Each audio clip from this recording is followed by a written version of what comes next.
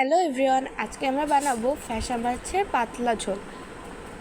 তার জন্য প্রথমেই আমরা ফ্যাসা মাছটা কেটে পরিষ্কার করে নিয়ে তার মধ্যে লবণ এবং পরিমাণ অনুযায়ী হলুদ দিয়ে এটা মেখে নেব।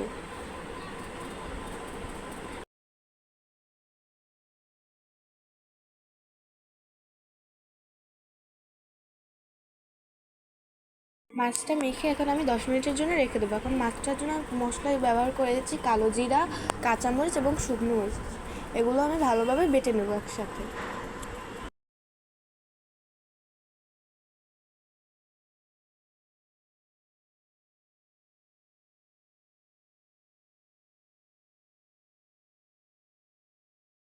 এইখানে আমার মশলাটা বাটা হয়ে গেছে, এখন আমি এটা একটা প্লেটের ভিতর তুলে নেব। তুলে এখন এই মশলাটার ভিতর আমি লবণ এবং পরিমাণ অনুযায়ী হলুদ দিয়ে দেব।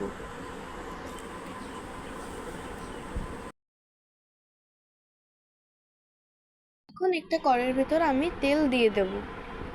তেলটা গরম হয়ে গেলে মাছটা যে মেখে রেখেছিলাম সেটা এখন ভাজতে দিয়ে দেব।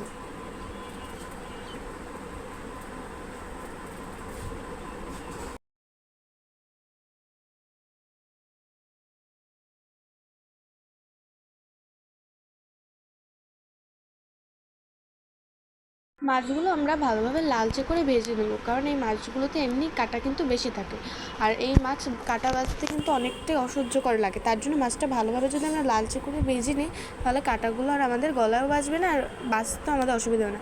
এখানে আমার মাছটা ভাজা হয়ে গেছে, এখন আমি মাছগুলো তুলে নিলাম। এখন আমি ওই মাছ ভাজা তেলের ভিতরে এই মেথি দিয়ে দেবো।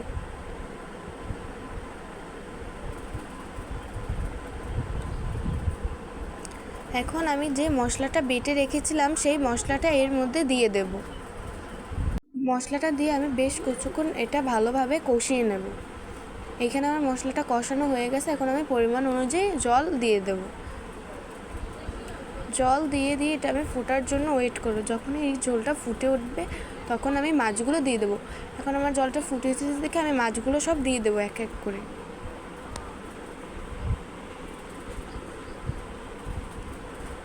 এখন আমি এই অবস্থায় কিছুক্ষণ রেখে নেব, তারপর কিছুক্ষণ নামানোর আগে আমি কিছু পরিমাণ ধনিয়া পাতা দিয়ে এটা নামিয়ে নেব।